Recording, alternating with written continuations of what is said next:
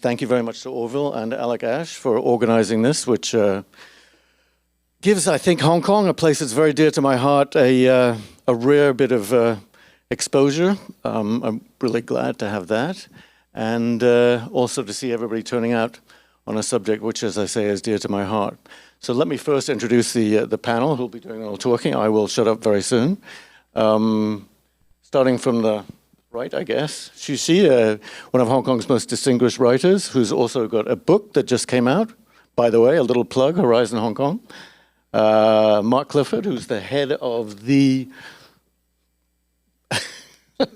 Committee for Freedom in Hong Kong. Sorry. Also extremely distinguished, former editor of the South China Morning Post, a colleague of mine at the Far Eastern Economic Review, PhD in history from the University of Hong Kong, many, too long to list. Also has a book that came out last year, right, called The Troublemaker, about Jimmy Lai. And Anna Kwok, who is, getting that wrong, the board chairman now, right? The board chair, excuse me, of the Hong Kong Democracy Council, an activist, democracy activist, human rights activist. So yes, we're here to discuss the past, future, and oh yes, and by the way, I have a book that just came out too, in case anybody. But yeah, to get to the matter at hand. As I said, a subject very dear to my heart. I was born in Hong Kong. My kids were born in Hong Kong. My sister still lives there. I go regularly. It's very dear to my heart, and it's a place I think that is not enough in the news, and it's the unique spirit of the Hong Kong people, really an extraordinary place that has built something out of what Palmerston, the British Prime Minister, once called a barren rock. When I went there after many years to report the book that I've just, as I say, published, which is a thriller, but a mystery about a Hong Kong policeman, actually. But I went there in 2019 during the protests, and I found that I myself had succumbed to a very lazy thinking about the place of my birth, actually, which was I kind of accepted the whole idea that Hong Kong people were these gritty, commercially focused, kind of a bit soulless, children or refugees or children of refugees who were very much focused on their families and not on other issues. Instead, I found something completely different, which is a great reason to be a reporter. And actually, I found some of the most idealistic people I've ever met, not just the younger people, but a city as a whole that really wanted to be idealistic, wanted things like the rule of law, things like freedom of speech, really badly enough to risk their futures, to risk all that commercial capital they'd built up over the years. And that's one of the reasons that I think the story of Hong Kong is so extraordinary, and that's why we're really here to discuss it this evening. So I thought we'd begin by focusing on the first part of the title of the talk tonight, which is the past. And I was just in Hong Kong doing some reporting, and I did talk to a lot of, quote-unquote government, pro-government people, because that's part of my job. And maybe I'll ask a question, a slightly bluer question, which is to look at the past, to begin with the past, to begin with where we came from before we get to how we got here in Hong Kong. Is it fair to ask a question? I think I'll start with you, Anna, if that's okay, because you're right next to me. I wonder if it's fair to ask a question. One of the things that people criticized the protests for was that they knew that they were doomed and they knew what they were bringing onto themselves. And in a way, in a funny way, and I guess we'll go to Mark next on this, I guess Jimmy Lai's gesture. Jimmy Lai is a famous publisher who has been put in jail in Hong Kong, but he had the choice of leaving Hong Kong, and he didn't. And he's now in jail and has been sentenced to effectively a life imprisonment. The question then is, was it all totally futile, and did people know at the time? Did Hong Kong people bring it on themselves? Is that fair? So to start with that, a very quick answer is definitely no, it's not futile. And of course, in today's panel, we're going to talk about the future. And the funny thing about the future is that there's nothing known about the future. There's nothing definite about the future. So when we look at the present, we see, of course, a lot of repression. For example, today marks the 6th anniversary of enacting the national security law that acted as a watershed moment in Hong Kong's history of political autonomy. But still, we also see people still working hard, still resisting, still showing tremendous resilience in Hong Kong, fighting for that small space of freedom of expression, because what's in their mind is the future, the possible future of Hong Kong, that one day we will have our own democracy. And in a lot of history lessons and a lot of stories, we have learned that changes don't come overnight. Changes, although we always see this overnight moments in history lessons where, something happened and then everything changed. But that actually came from incremental steps committed by everyone in a city, in a place, and in a society. And I think that's what happened in Hong Kong. Even though 2019 ultimately did not work out in the way that Hong Kongers still do not have our rights to elections, and we are facing the worst repression we have ever seen as Hong Kongers. But in 2019, we built something. We built the possible vision for democracy. We empowered our community to learn what is resistance, and we also really offered a very valuable education, a very valuable lesson to Hong Kongers on the price of democracy, the cost of freedom.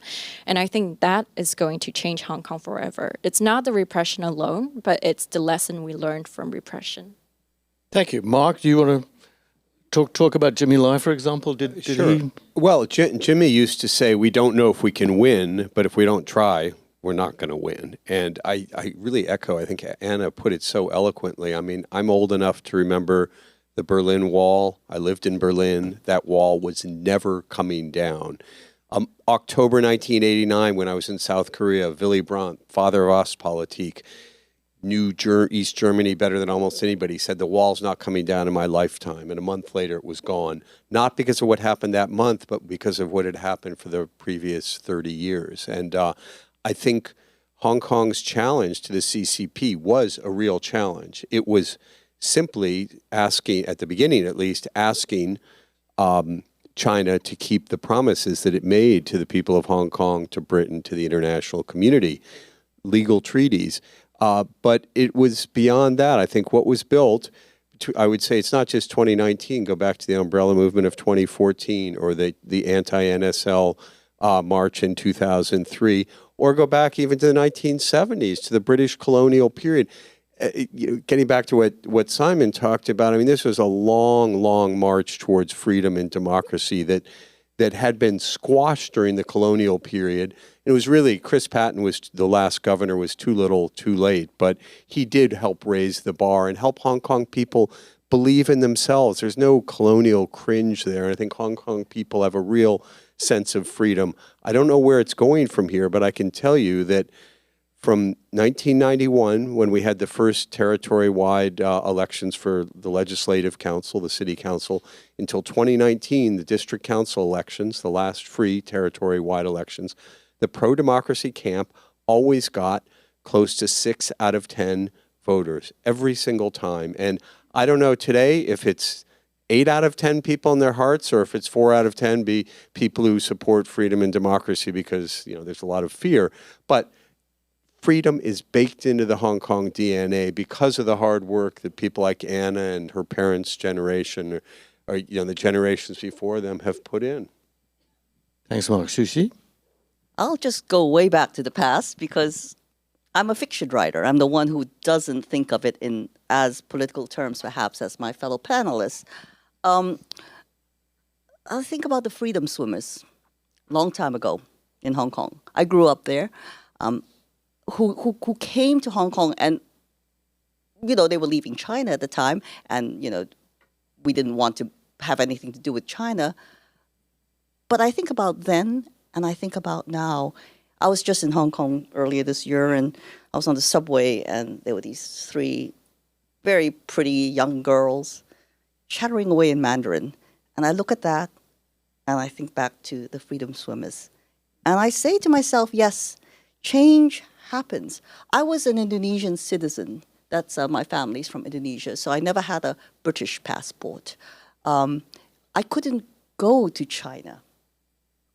We weren't allowed. I could go to Berlin, so I did go to East Berlin, but I couldn't go to China. In the 1990s, I could. And now Indonesians can go happily into China. So change happens. I mean, it's a very strange thing. Hong Kong is a people like many others, and a very unique place in many ways, because we have this huge, people who left China, people who are from China and are happy to be part of China, all part of what it is today. It's hard to know what the future will be, but I do know that it's a city with a very rich past that of people who are really tough, and it's not going to I change. absolutely agree. I wonder if I could just follow up on it, especially with Mark and Anna. Isn't everything dependent on what happens in China and not what happens in Hong Kong? Or you can go. I don't know if that's true. I think a lot does depend on what happens in Hong Kong, too, because I think people make the city, and it's not okay. On the one hand, yes, on a political level, and perhaps the air rights will probably be taken over by China, because I don't know what's going to happen to Cathay Pacific in the future. But I do think that Hong Kong people still determine what their city is going to be like. They open the businesses, they start the new products and brands. The universities recently just did very well in the Qualcomm ratings, as you know. Hong Kong U and Chinese U went right up there. So they're still doing something. So yes, of course, we are subject in a different way than we were, because we are an SAR now as opposed to, this foreign colony thing. But I'm not sure that it's all going to be from China.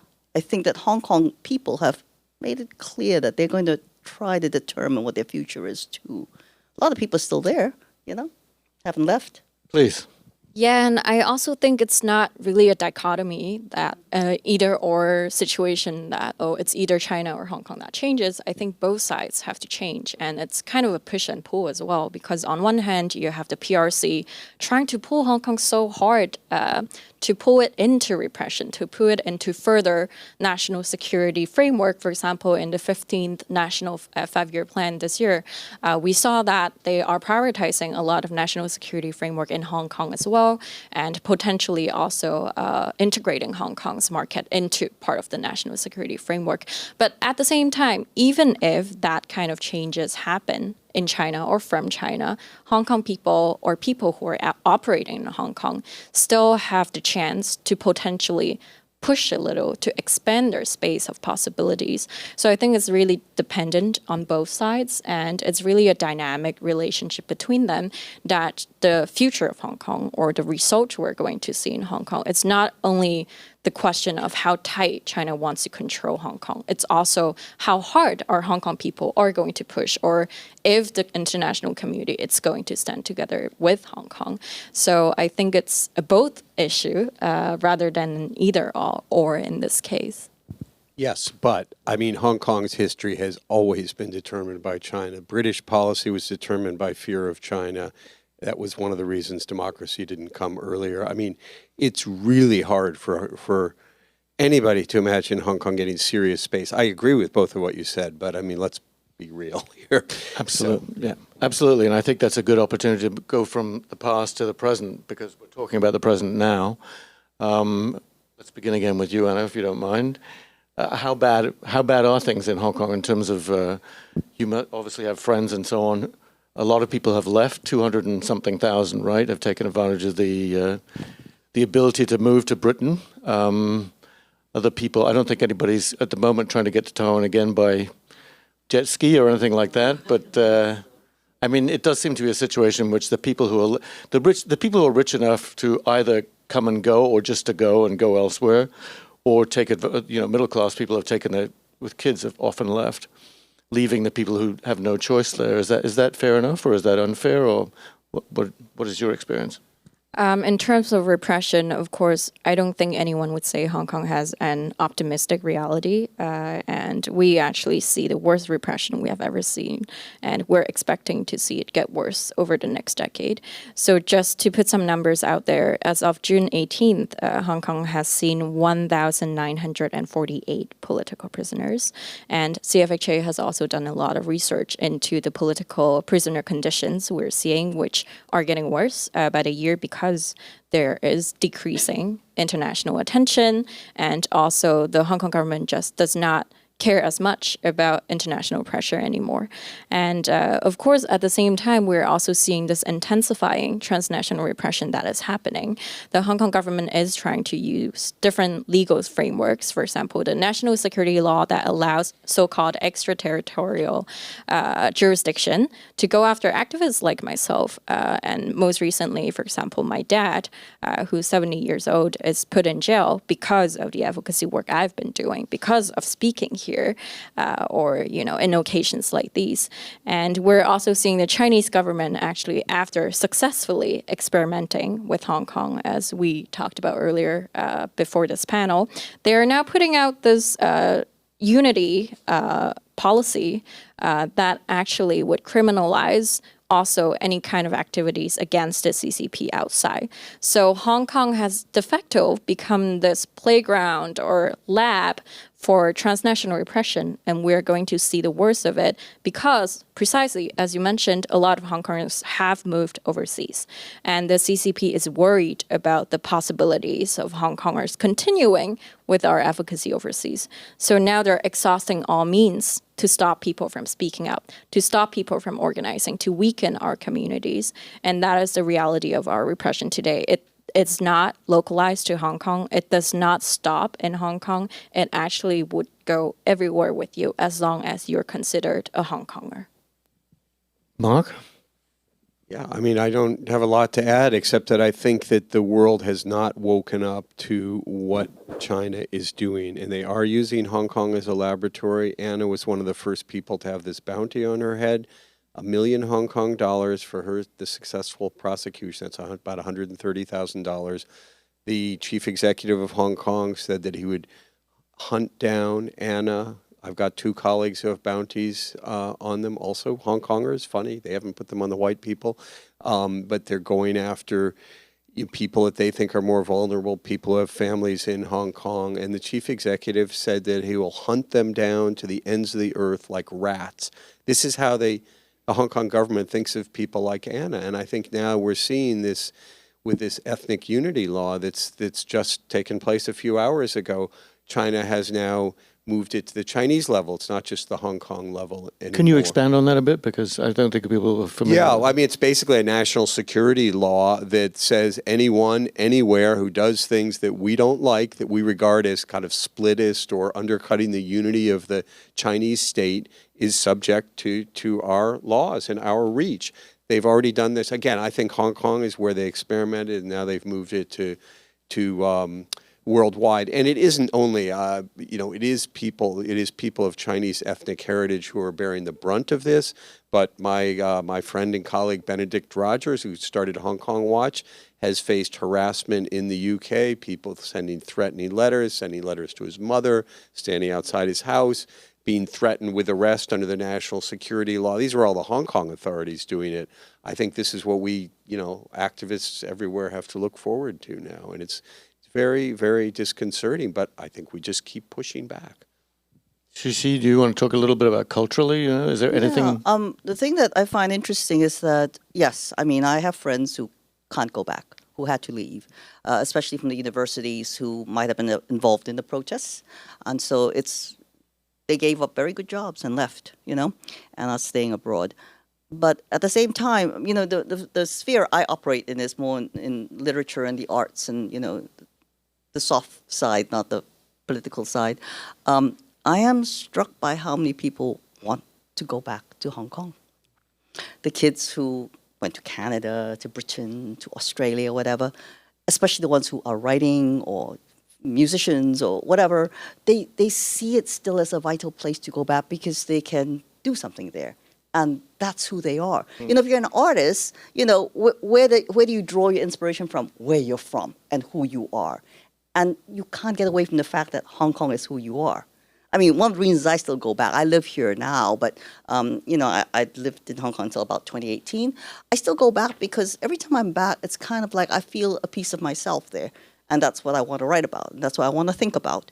And of course, there's less of a political risk for people like ourselves because we're not writing about, political issues or people who are, protesters necessarily. Because, fiction and poetry covers a very wide range. It's human emotions. People still dream. It doesn't matter what repressive government you live under. It doesn't stop dreams. And that's what art's about. It is indeed. I mean, part of the problem with that is that, the longer you're away, the more detached you are from the source of your art.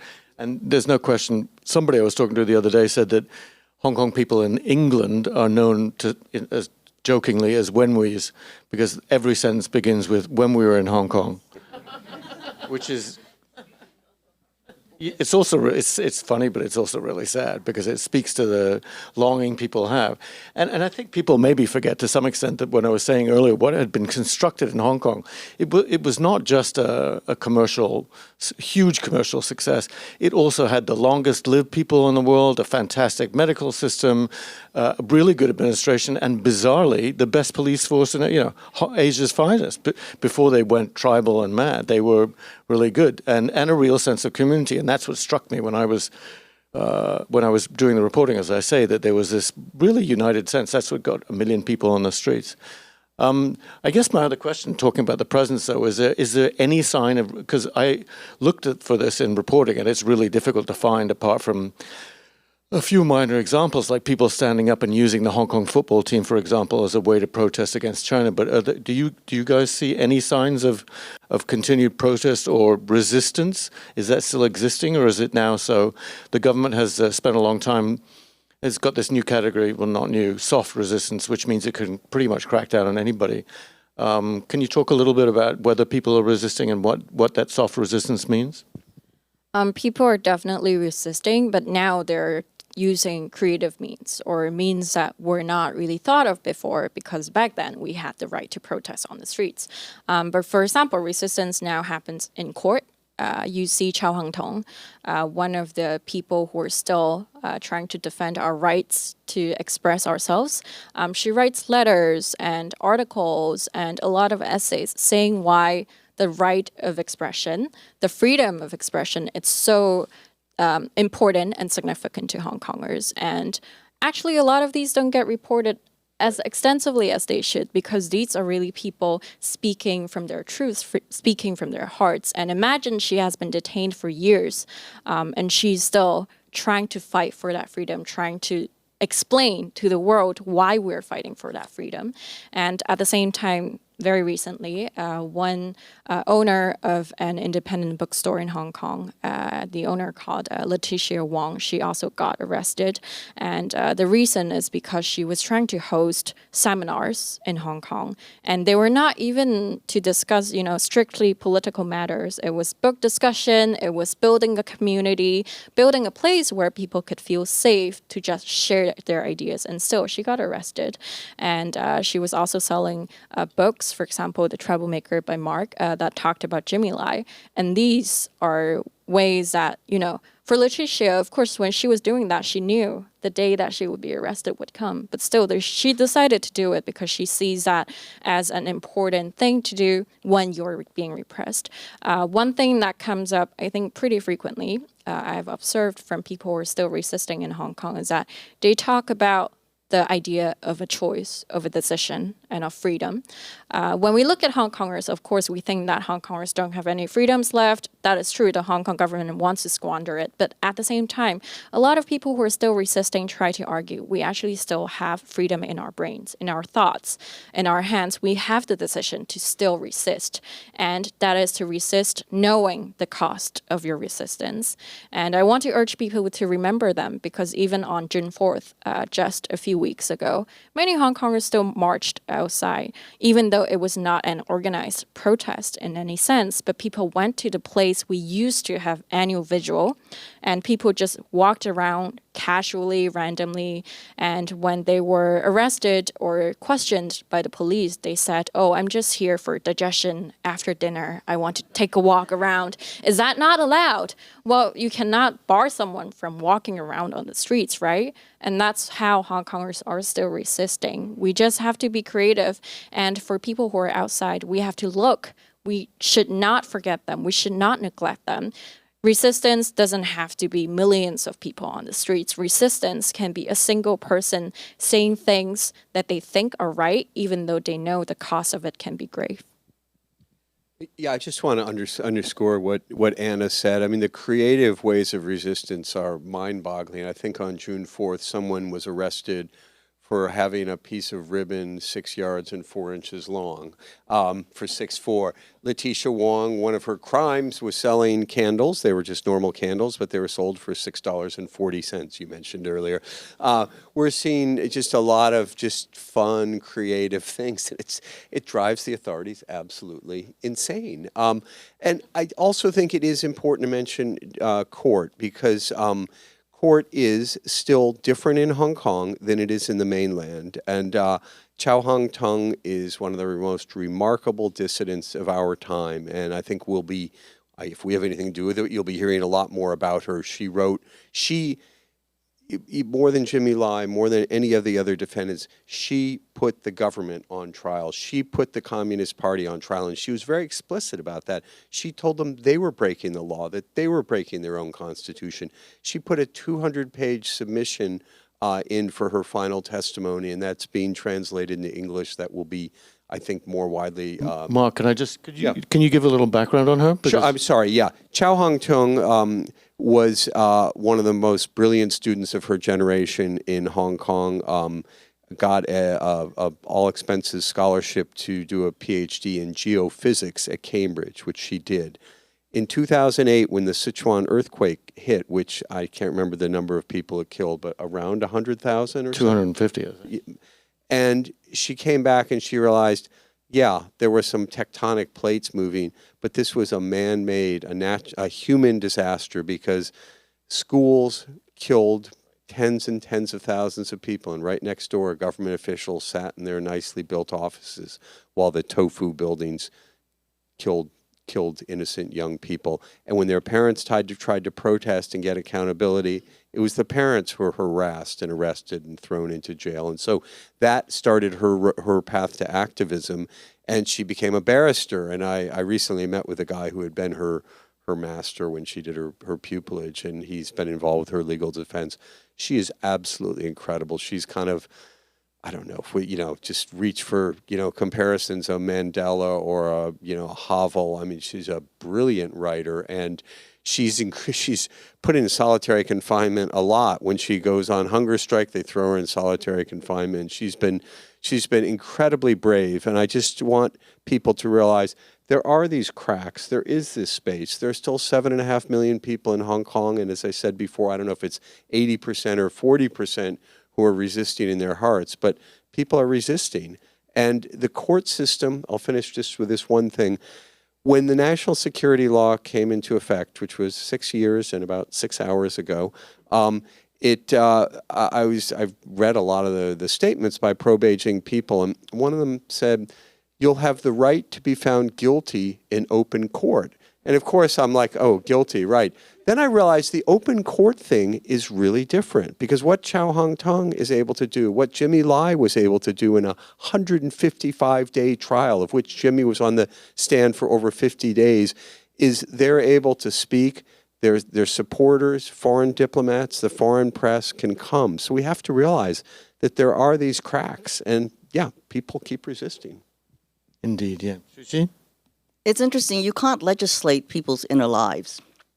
And that's what I teach, of course, and that's what I promote in writing creatively. I was at 4, I think, of the universities this last trip back, talking to creative writing students, to people who wanted to learn writing and who read in the literature departments. And I was intrigued by how much interest there still was to express themselves, to find a way to say what it is that's in their hearts.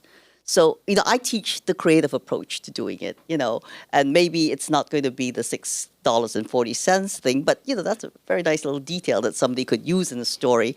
I think that you're not going to stop that. I was surprised at how much is still going on. I mean, okay, the universities are very different from what they were. There's no more student government, pretty much. It's all gone. And I didn't know what I was going to be walking into. But I went to 5 of them actually, because I was also attending something else. And there's still this hunger for what how do you express yourself? How do you do creative? And so it's like, actually, I'm going to be doing a workshop when I go back teaching more creative writing to government officials. So apparently even the Hong Kong government wants to find a way to express itself. So, I mean, granted, this is because the one thing that has changed, though, that I get asked a lot more, now, what are you going to cover? What kind of, so I'm like, don't worry. It's like, I'm not a political writer. And then it's okay, I think those are, I think those are wonderful points and really important ones about keeping the spirit burning, keeping the spirit alive. But I guess we were talking earlier about a quite well-known Hong Kong director called Kiwi Chow, who did a movie called Supneen, 10 years. And part of that movie, it was in different segments, and one of the segments in the movie was the father whose kid comes back with a young pioneer scarf around his neck, and also the extinguishing of Cantonese in favor of Mandarin, and both of those things are pretty much happening. So I wonder, do you have any thoughts on what it takes for the next generation, what it takes for young? Because I did mention earlier, and I think everybody knows that a lot of the people who left were. I mean, I was in Hong Kong at the time during COVID, and I remember distinctly that when you went to the airport, I was coming out, there were very few flights. The British Airways flight or Cathay or whatever it was to London was there, but almost every single passenger were couples with young children, 1 or 2 young children. And the reason was they didn't want their kids. And I was told this by demonstrators when I was there in 2019. We don't want to have our kids brainwashed and turn around and, start parenting, whatever, CCP propaganda. So my question, I guess, is what do you need to do to keep that spirit that you're talking about alive in the next generation? Well, education is the first and foremost, and it's not only about educating universal values to people, because that's not something you can just plant into someone's mind without someone yearning for it. And I think for Hong Kongers, we have learned from preserving the memories of June 4th, for instance, having the annual vigil. And I remember myself as a kid growing up in Hong Kong, why I learned of the CCP's atrocities is because of these June 4th vigils that happened every year. Every year when people talk about June 4th, I get educated again about, what kind of dictator the CCP is. And I think that is going to be the same for Hong Kongers. We have to keep the memories alive. We have to keep the memories of the movement alive. This year marks the 7th anniversary of the 2019 pro-democracy movement in Hong Kong. And you see from organizations, activists, Hong Kongers who are still in Hong Kong, who are outside of Hong Kong, we keep posting videos, articles, or even art pieces that we would find in 2019, because that memory carries not only of what happened, but also how it felt to live in 2019, and also how it felt when our freedoms were essentially crushed by the government. And that spirit carries on when younger generations of Hong Kongers, when they see that, they also feel that. But now the very difficult thing is, first, you have to generate incentives for people to want to learn. For example, in China, now it's very easy to have access to VPN. But you see the younger generation, they don't really seek it out because they don't have the incentive or the curiosity to learn new information that is outside of China. And I think that will be something we run into in Hong Kong as well.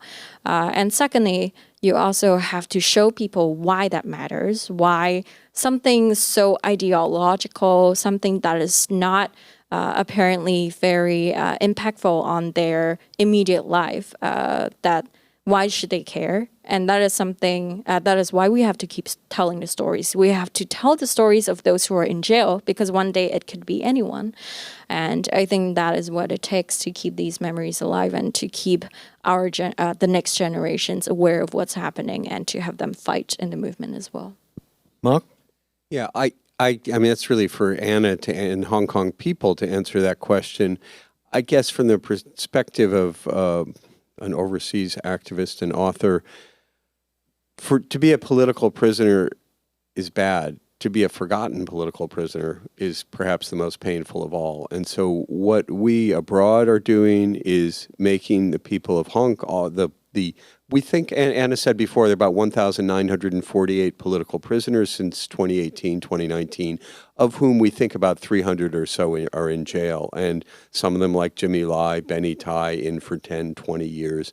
Chow Hang Tung is going to get a long, long sentence.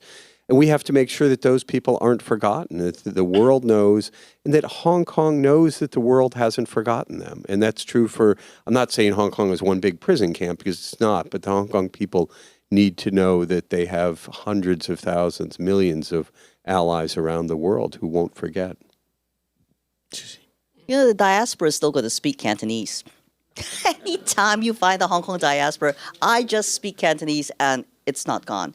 You know, the reason we still know what Tibetan culture looks like is because it's not in Tibet.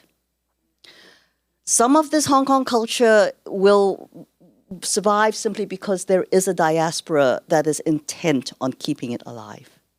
I get to see I see some of it in the literature and some of the work that's getting written. I see in the desire to maintain the cultural artifacts that matter to us, our history. Whether it's an artifact museum of what a tram ticket looked like, you know, or whatever. It could be things like that, to much more important things as well, as to what do you remember of that moment. You know how in America, where were you the day John Kennedy was killed? We will ask the same questions of where were you the day Jimmy Lai was, you know, taken to prison? Where were you the day? Because that's how Hong Kong people who experienced it will remember it. And you can't take that away from anybody. It lives. The real things that happen, I mean, the funny things, the silly things, as well as the more tragic and difficult things, are all there. You know, you're not going to stop Hong Kong people from traveling. That's something they do too much. And you're not going to stop the diaspora from growing, because it grows. It just happens. It's much bigger here than it ever has been. Not just in America, but in England, Australia. You might as well, you get really good Chinese food in Melbourne, you know? I mean, we know Vancouver, of course, you know? So A very Hong Kong comment, if I may say so. totally Hong Kong, you know? I mean, I guess as we're talking about the future, maybe the last topic to approach is what about, you know, the interaction, the intersection of forces of both, not just politics and the yearning for democracy and keeping that alive, but also the extremely powerful economic forces that are at work, that are, you know, already I was so struck when you get there, you don't see Hong Kong much anymore. You see, buy a SIM card for the Greater Bay Area. So and that's very much the vision that China sees is, and obviously we know that Shenzhen and Guangdong have greater GDPs than Hong Kong, and that happened actually back in 2018, I think, or 2017. And Hong Kong has its utility, as we discussed, as either the biggest, or certainly by number, I think the biggest IPO, you know, share placement, new company debut market in the world with Chinese companies. Does that mean inevitably that, and there's also a huge project in, I'm trying to remember the name of it, up in Northern Metropolis, thank you, yes. That's basically, so if you're pessimistic, it kind of feels like Hong Kong is going to end up basically as a suburb of Shenzhen. Is that too pessimistic? Well, I do unfortunately lean toward the pessimistic side, or at least I see that's what the PRC wants to do.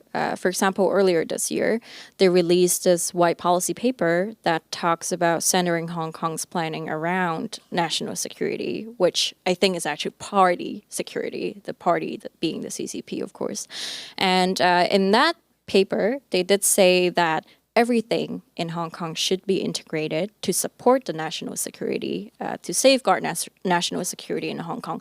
And they did mention, for example, shipping, the finance market, or tech development in Hong Kong might be where, you know, the Hong Kong government should work on as well.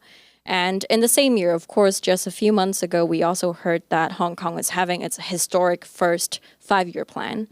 That is now being consulted, and it's going to come out in the next quarter.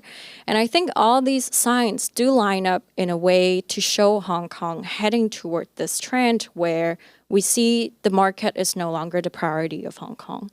And I think for a lot of Hong Kongers, that concept is foreign For example, for someone like me, I've always understood Hong Kong as a place where the market, the finance, the economy, it's the center, it's kind of the sun of the solar system in Hong Kong. But now we're going to see it, being flipped, of the national security being placed in the center.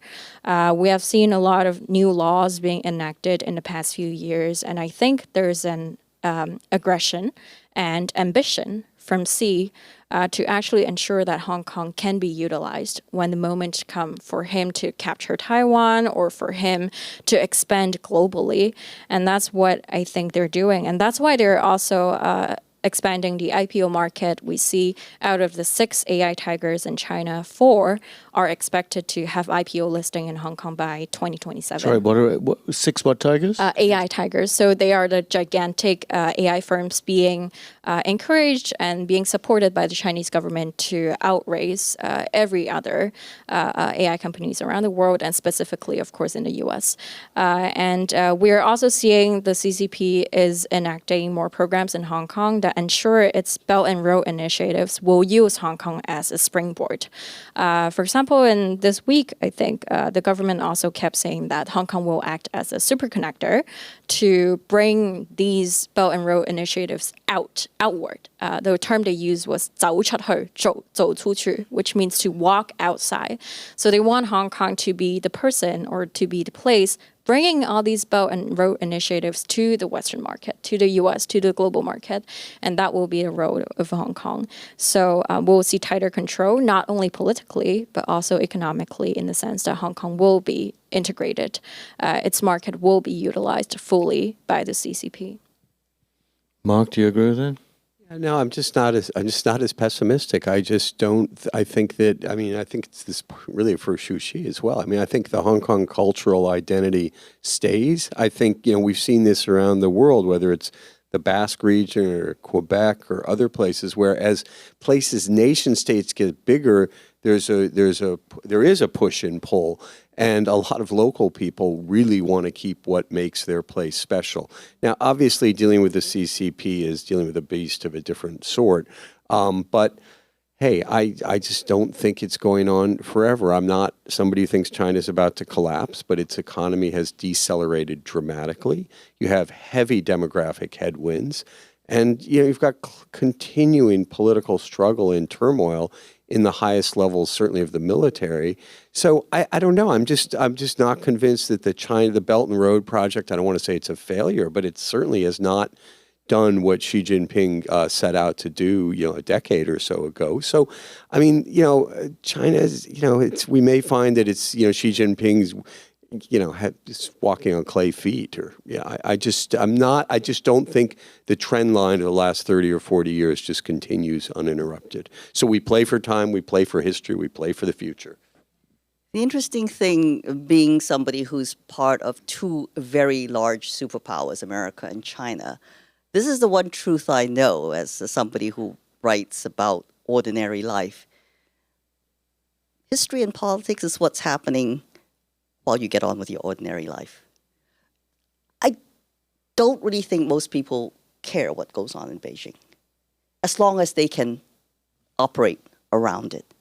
And that's what Hong Kong's very good at, operating around whatever the British first gave us and now the Chinese, I mean, in some ways, it's not the same as it was when it was under Britain, but, there never was democracy in Hong Kong. I always knew that I grew up in a place without democracy, and it's one of the reasons my father encouraged us to keep our Indonesian citizenship, because that's a real country. Hong Kong isn't. But Hong Kong is a much more real country for me, because that's the culture I identify with. And you can't take that away from me, And it's not going to be taken away from most people. It's true that Xi Jinping would really like to see us become much more Chinese, and of course we will be. The systems are there. What's happening in the schools, that's already changing it. The fact that you have to learn Mandarin from the time you're 5, I mean, that will change the way kids grow up and how they think. They will grow up with a militia. They will see the PLA as their militia. We didn't have a militia, British, that's this invading foreign power. But that's what happens in the big world. What happens to most people and what most people care about is, what am I going to have for dinner tonight? Is my mother okay? Where's my sister? Did she get lost again? That's the concerns of day-to-day life, and that doesn't change. And I speak now as somebody who observes these sort of things while the bigger picture is really very messy and chaotic. Because, the inner life is equally as chaotic and messy. And at the end of the day, most of us just worry about that inner life and make sure that that happens. We all have our roles, but, hey, I'm not as pessimistic overall because I think people are far more resilient than governments. Governments rise and fall. People, they keep going on the same as ever, Doesn't change that much. I think we all hope that, and I think I think we all hope that Hong Kong does what it has done so well over the past 150 years, which is survive, reinvent itself, and thrive. And on that note, I think thank you to the panel, and maybe we'll take some questions from the floor.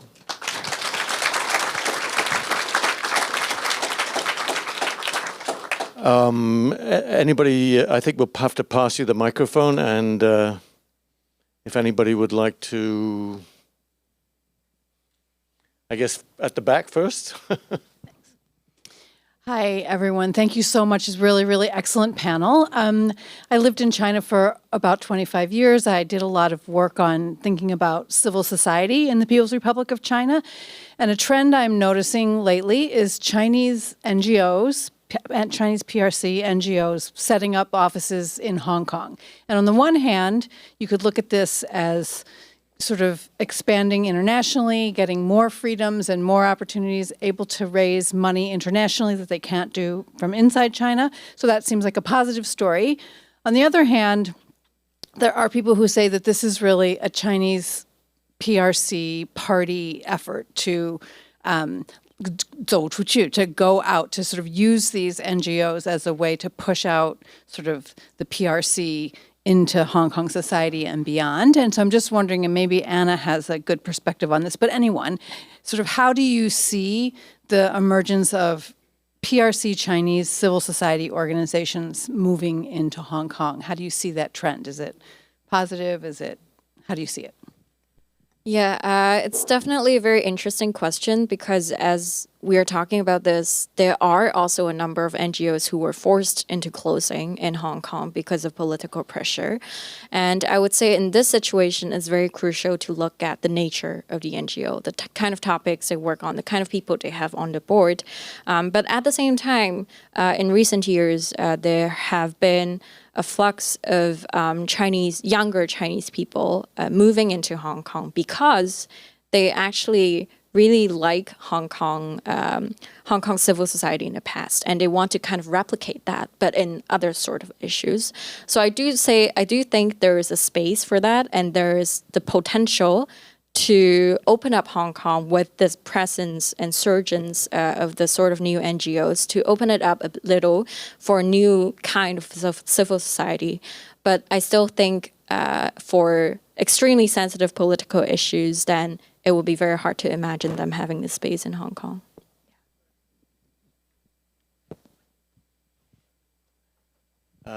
Any other questions? This gentleman? Hi.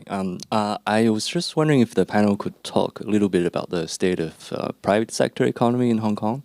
Not necessarily for the economy itself, but sort of in the context of, in one direction, you hear about the departure of foreign investors, you hear about the departure of talent, right? Just, people who are really good at various things for Singapore, for, London and so forth. And in the other direction, you really notice the Hong Kong government trying to sell the economic message, much like how Beijing government does. Sort of don't worry about politics as long as you make money, that's fine. And, I find it especially funny that the slogan of, from stability to prosperity, almost saying the quiet part loud that, the economy is maybe not doing so well. So, any thoughts would be really great. Mark? It sounds like... It's a great question. I don't have a good answer. I think you pointed out there are a lot of areas of strength, wealth management, and some of the financial sectors are still really strong.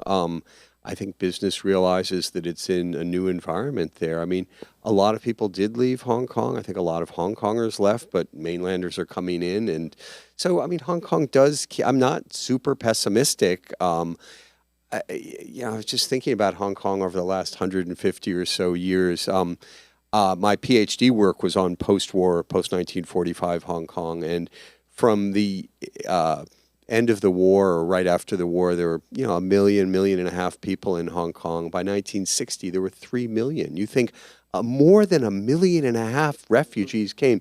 They swam. Jimmy Lai's sister swam. Jimmy came hidden in a sampan with 80 or so other people. I mean, millions of people, just overwhelming Hong Kong's housing system, its health system. And then it turns out I read so much stuff and people were so terrified at the time, and it became the beginning of a new golden era of prosperity in Hong Kong. So I don't know, it's really hard to predict, but the Hong Kong government is working really hard to make business feel comfortable. Can they do that under a national security environment where if you're working for Yahoo, particularly if you're working for a tech company, you can be very vulnerable?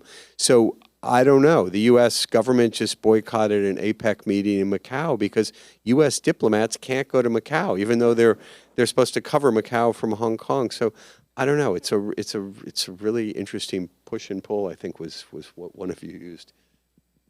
Yeah, I'd say my answer to the question would be that having been there and done a bit of reporting on the subject, trying to answer this exact question is, I think the Hong Kong government absolutely is convinced that business doesn't care. And there are different levels to analyze the question, right? There's kind of international investment into Hong Kong, so large companies, a lot of whom, and it's a bit complicated to assess exactly who left because there was COVID at the same time.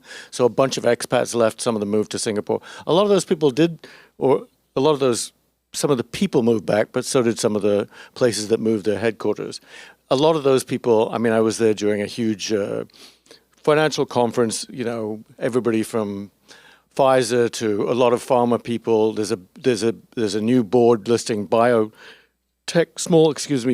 companies. Obviously, the tech thing is a huge development. But also, interestingly, and we were just talking about how new restaurants are opening. Hong Kong is thriving.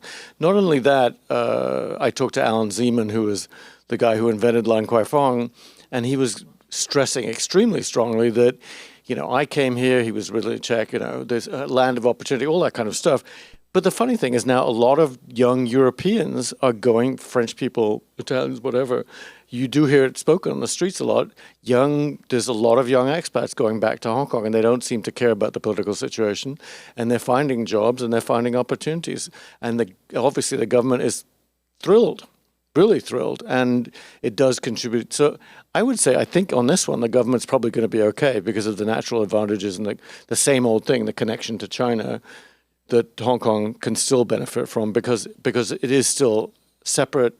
It's a great place to live if you're young and get decently paid. Of course, one of the big issues in the 2019 protests was the fact that 20% of the population was below the poverty line. But yeah, I think that in that sense, they'll probably succeed on a macro level.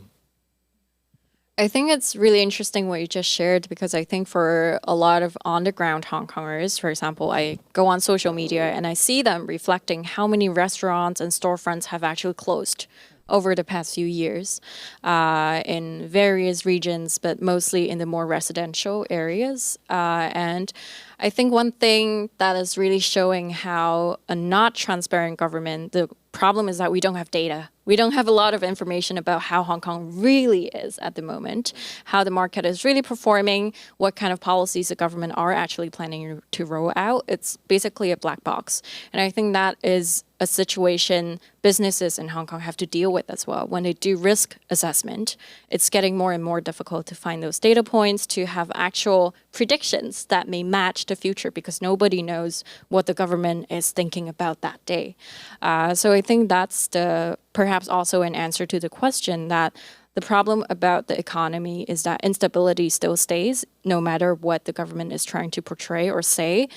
From observations on the ground, from lived experiences of people, from seeing how policies can change day and night. One day they're enacting this policy, the next day they're rolling it back, saying that, oh, it doesn't matter, we don't have this policy anymore after months of consultation. That happens now in Hong Kong. So I don't think that's a very lucrative environment for any businesses in the long run. Anna brought up a really important point, and that's information. And I think many of you know that Hong Kong had a horrible fire late last year. It killed 168 people. That fire would not have happened if Apple Daily and a free press had still been operating. I'm 100% sure of this. You had residents who complained for months about the very issues that caused those towers to go up like an inferno. And then when the grieving, much like the Sichuan earthquake, when the grieving residents tried to get some accountability, some justice for their loved ones, they were harassed and in some cases arrested. And so the big question hanging over your excellent question is, can a global financial center, can a place be a global financial center without a free flow of information? And if Hong Kong's able to pull that off, they'll probably be pretty much the first place in history that's done that. Well, America isn't that different these days. I'm sorry. I don't agree with you. I mean, it's an easy to get a laugh for that. It's not true. I mean, come on. We're not, well, anyway. I don't know. Each day we don't know what's going to happen next. But no, I think I'm Anna sorry. raises a I'm good sorry. point. We've got a real press here. We don't have. It's not just. I mentioned Jimmy Lai. I've got 6 other colleagues. I was on the board of Next Digital. Those are my colleagues who are in jail, serving 7 to 20-year sentences. No, I do believe that Anna did raise a good point. There is a lot less information available now. But, I mean, if you look on the streets, though, you do see the young people coming in. You do see a lot of young Chinese people who like to live in Hong Kong. I mean, the most recent problem we've had is that everybody wants to go out to the countryside of Hong Kong, and they've overwhelmed it. But, you know, Hong Kong people have always liked to hike and swim and, you know, go out to the beaches and all that. Hong Kong is this party central for a lot of young people who don't care about the politics. They want to go there. I was surprised because the last 4 years I was teaching at an undergraduate college in Massachusetts. And everybody thinks of Hong Kong as a place that, oh yeah, I really want to go. They've heard of friends who've gone there. It's still this destination for people. Now that's the tourism side, and that's something that hasn't died yet. I mean, so you have this push and pull thing going on, I think. That there is a future, I still think, for Hong Kong, the way it is now. I think the economy could still do very well in some things. But yes, there's a certain uncertainty because you don't know what's going to happen each day. And that is true.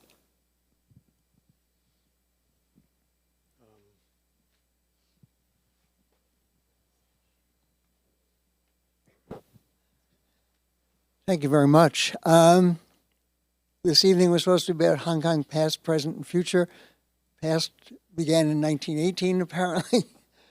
I'm curious to know your thoughts about what was going on in the heads of the Brits who cared about Hong Kong, Americans who truly cared about what happened in that part of the world and to the people in that part of the world, to the Chinese diaspora, what they were thinking in the late 90s and at the time of the handover. And 3 out of the 4 of you were fully formed adults at the time of the handover. What you were thinking, and Ms. Kwok's parents were obviously fully formed adults. What were, if you can go back and think, well, what did I think would happen? I'd just like to know. I wrote a novel about the 90s because I was there during the handover. And one of the things I was certainly sensing and feeling that all the doom predictions that were coming at the time, just nobody in Hong Kong felt that way. That wasn't the way I think ordinary people felt because it was a very, very vital time. You know, I do think Chris Patten was too little too late as far as democracy. But most people were just thinking that life would go on, and to some extent it did. The things that got in the way were things like the bird flu and, you know, COVID later. But, you know, we had more problems of that nature rather than really that there was this this vision that the PLA was going to come in and march in and change everything. Nothing changed that much from 1997, June 30th to July 1st. It was a very thriving time. But then in the early 2000s, then things began to, it was a lot more confusing then, you know. But fundamentally, a lot of things hadn't changed that much. The things that you saw change was a kind of, okay, one day it was the British, post box, and the next day it was this green, It was more that sort of surface change. I think the changes became more apparent closer to the end of the 20-aughts, I think. As we moved into the 20-teens, we began to really see a lot more changes then. But initially, I don't think it felt like there would be such a... Because at that time, we still believed in the 50 years, 50 years of no change. But that change came a little faster than we expected. I was one of those who was pretty optimistic. I'd been in Korea in the late 80s, early 90s. I'd seen democracy come, and despite the June 4th massacre, it really seemed like China was going in the right direction. Hope is not a strategy, and my feelings, I don't think were quite as widely shared as Shushi might have suggested. If we look at polling, there was a huge amount of uncertainty. Obviously, a lot of people had already left.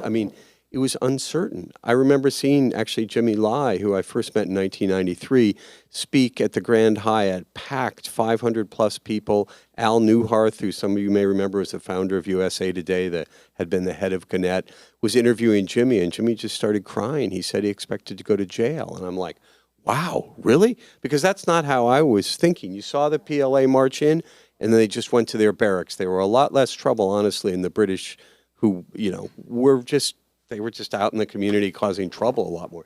PLA was impeccable at first. So as you say, not much changed. I remember I came back after that night, and you see all the red flags, the PRC flag. But day to day, they went out of their way to not make a big change. Apple Daily was still running. The newspapers were very, very vital. But then things did change. But I would say, I think I was more optimistic. I think you were more optimistic. But if you looked at, say, Michael de Gallier, he did a whole transition project, incredible polling, actually. And there was a lot more uncertainty among people most of whom had come from China, right? Even though I was only 6 months old when the handover happened. But I do want to use this question to answer why I have been so pessimistic this entire evening. Because when I look back at what happened during the discussions about Hong Kong's future at the time, one common thread was that a lot of people would later say they never imagined it to be so bad. They never imagined the future would look so grim. And that's what struck me, because I think a lot of times people were too optimistic, or people were willing to accept uncertainty, but they were not willing to accept there has to be pessimism around being governed by PRC.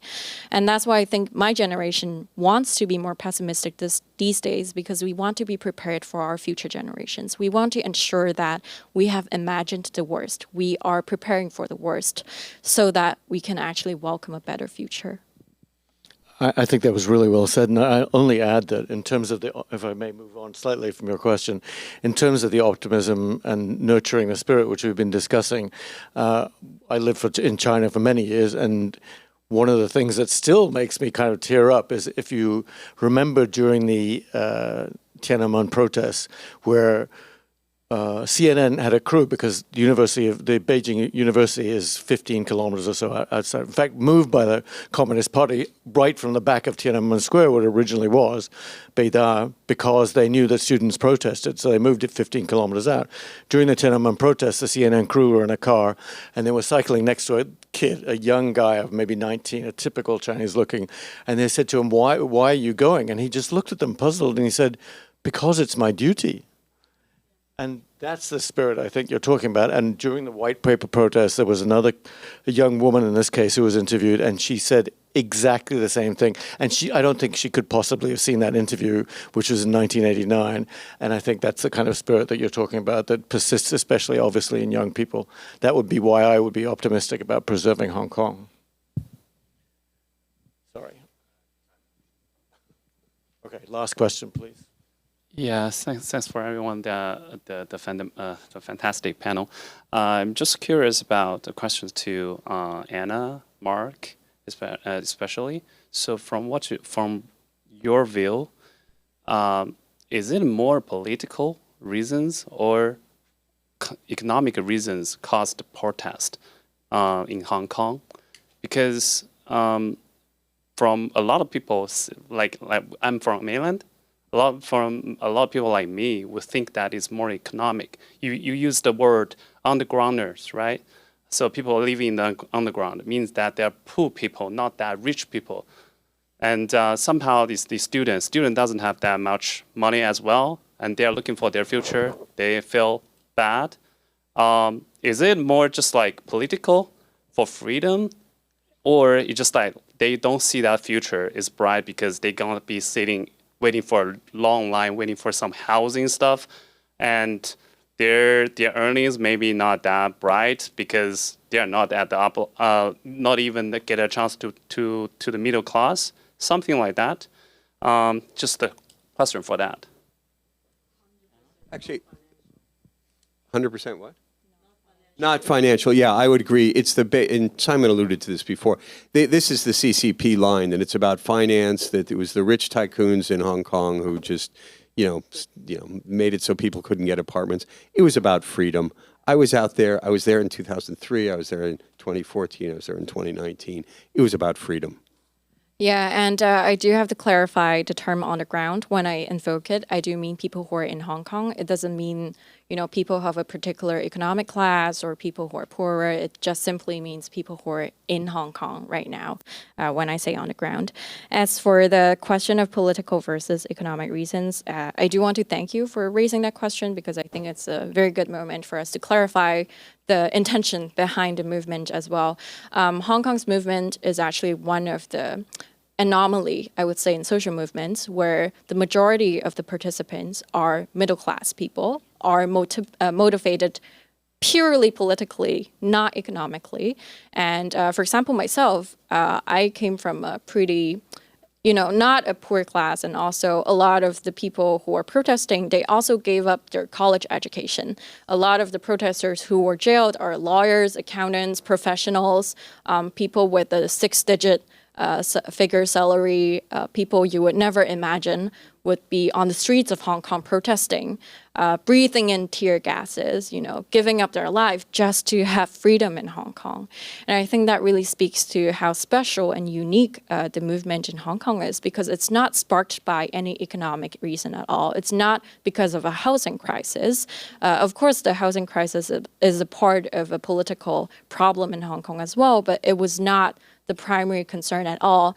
When you look at the signs on the streets, for example, when people were protesting, they were all about having elections, giving us a universal suffrage. It's never about, anything economical. It's never about, raising the salary or wages. It's very, very rarely about that.